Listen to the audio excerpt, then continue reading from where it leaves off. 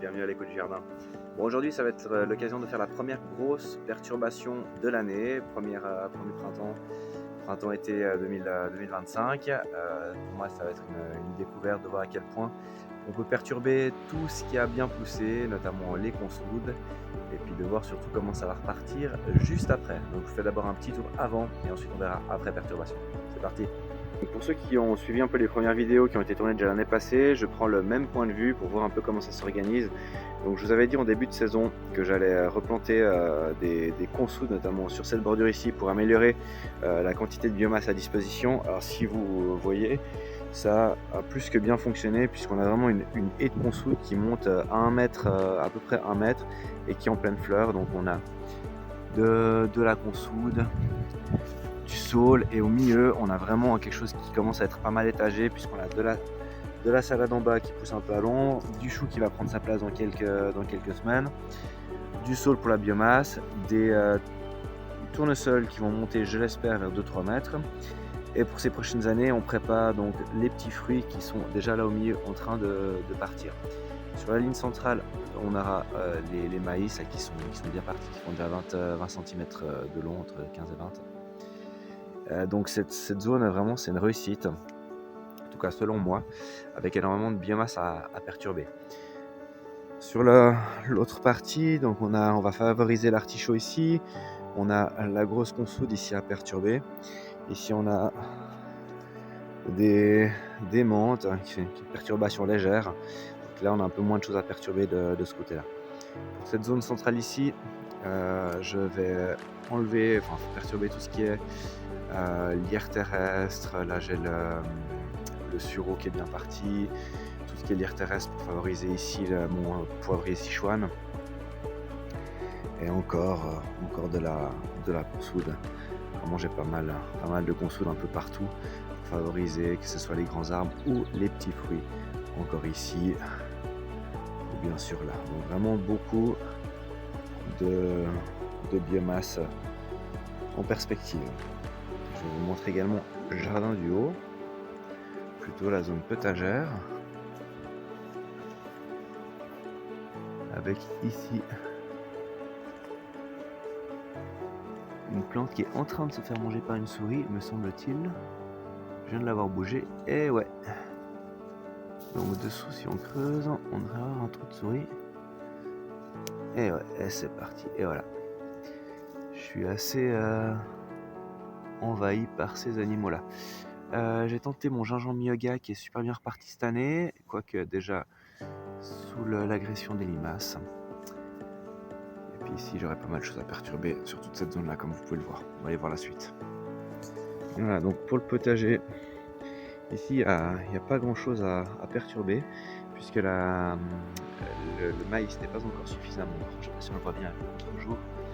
On a du maïs qui va arriver ces prochaines semaines. Mais en termes d'organisation, on voit que ça fonctionne plutôt bien, la mise en place avec l'ail, les blettes, le maïs qui va arriver, les choux, les petits colraves qui seront prêts d'ici une semaine et demie, les petits pois qui sont en fleurs, qui sont magnifiques en fleurs, et à côté de nouveau la côte de bête pour la perturbation, et on finit de nouveau avec le rang d'ail. Et de l'autre côté, la suivante, c'est pareil.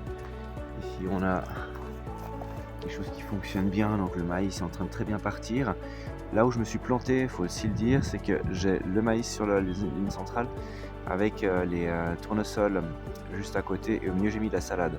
Donc quelques semaines ça va être mission impossible pour aller chercher les salades. Donc voilà, faut que je fasse attention à l'organisation des planches. Et sur l'arrière ici du jardin potager, j'ai, vous voyez, des grandes consoudes ici qui poussent un peu partout. Et c'est celle-là que je vais tailler pour reposer à plat sur les différentes parties. Voilà. Et puis pour la dernière zone, j'ai pris un peu de retard sur le semis, mais il est bien parti également. J'ai fait un semis ici de maïs de nouveau qui va me fournir la biomasse pour cette planche qui va être destinée aux poivrons, aux tomates, poivron tomate. Et j'ai mis une aubergine en bout de planche, voilà, avec un couvre-sol. J'ai fait de la tonte qui couvre relativement bien le sol. Donc c'est parti pour la perturbation et je vous montre le résultat juste après, surtout pour la zone basse.